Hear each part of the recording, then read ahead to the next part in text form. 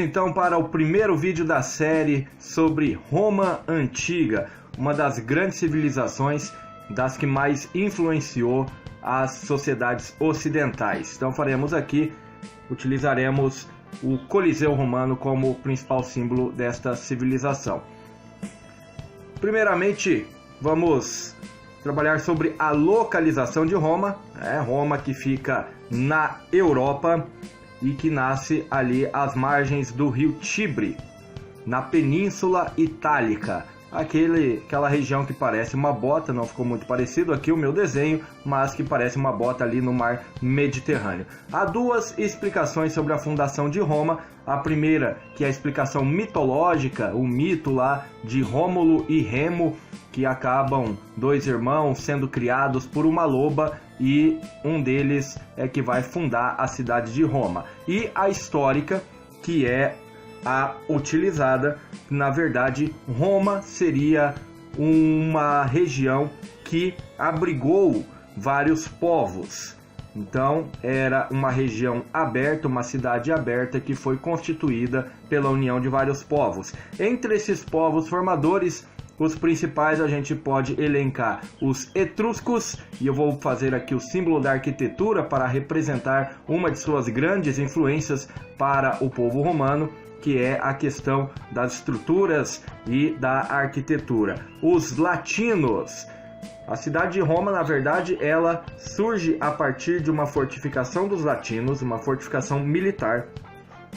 E o Blá ali representando também, lembrando a língua latina que surge com os itálicos. Os sabinos, da onde veio a cultura de colocar nome e sobrenome nas pessoas, uma questão então identitária que vai influenciar os romanos. E os gregos que nós já estudamos e que vai ter uma profunda influência cultural.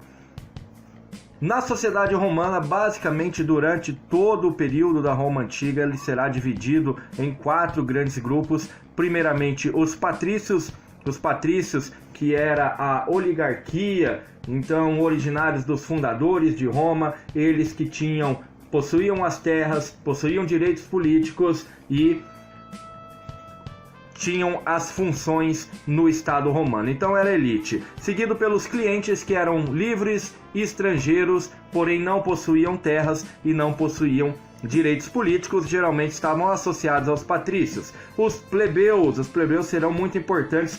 Os plebeus eram homens livres, sem terras, sem participação política, sem praticamente nenhum direito no período monárquico. A maior parte da população. E os escravos, uma pequena parcela nesse momento, basicamente escravizados por dívida e também por prisioneiros de guerra. O governo no período monárquico é formado, logicamente, a monarquia, tem um rei, mas existem outros órgãos.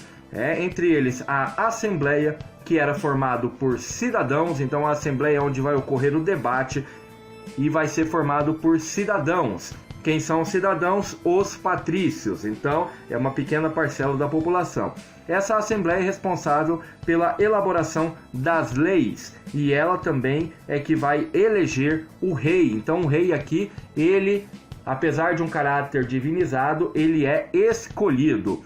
E o Senado, que vai inclusive influenciar várias outras civilizações posteriormente, o Senado, que também é um órgão consultivo e deliberativo formado por anciãos, ou seja, os patriarcas, os homens mais velhos que comandavam os seus genos, as suas famílias, e eles então compõem o Senado, que tem como principal função a aprovação de leis, ou seja, ele aprova ou rejeita as leis propostas pela Assembleia e ele vai sugerir o rei para a Assembleia votar.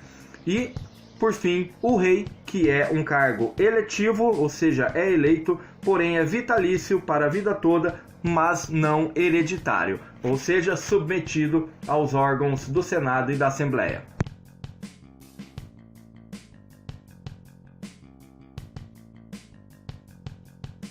Olá, turma, bom dia, tudo bem com vocês? Anotem aí o código da nossa aula de hoje, que é A54. nós vamos finalizar, né, o nosso conteúdo sobre a Roma Antiga com essa atividade de revisão. Então, depois de assistir ao vídeo ilustrativo, você vai responder as questões com bastante atenção. Número 1. Onde se localizava Roma? Roma se localizava na Península Itálica. Número 2. Quais são os povos que habitavam a Península Itálica antes da fundação de Roma?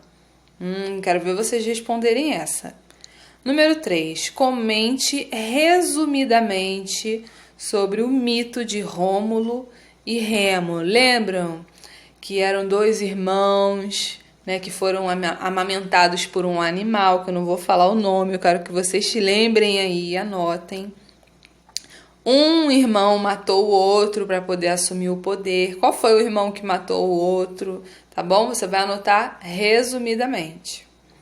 Número 4. Por que os romanos afirmavam ser descendentes de Marte, o deus da guerra?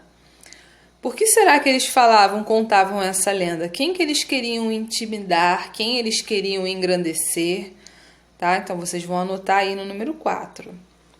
Quem eram os patrícios?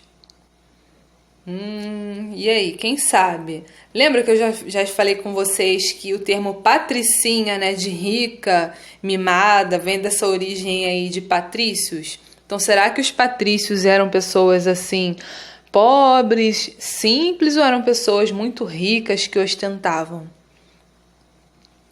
Número 6. Onde os romanos conseguiam escravos? O regime político romano foi escravista praticamente durante toda a Roma Antiga. Lembram que a tia explicou a vocês que eles eram povos que conquistavam muitos territórios? O que será que eles faziam com esses povos que eles conquistavam? Eles transformavam em escravos. Então, já sabe, anota aí a resposta. Número 7. Inicialmente, quais eram as atividades econômicas de Roma? Muito fácil essa, hein? Quero ver quem vai acertar. Número 8. Quais regimes políticos existiram na Roma Antiga? Também muito fácil. Quem prestou atenção no vídeo, nas aulas antigas, vai saber responder. E por último, o número 9, o que significa o termo política de pão e circo?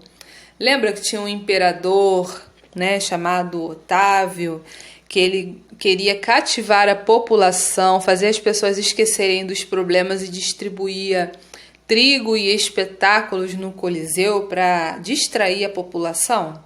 Então, você vai anotar aí da sua forma, tá? Não precisa ser com essas palavras. De forma bem resumida, tá? Coloquem o material de vocês em dia. Não esqueçam de entregar o livro e o caderno de caligrafia junto com essa atividade na próxima semana para a tia fazer a correção, tá? Coloquem os exercícios em dia. Tendo qualquer dúvida, é só entrar em contato comigo.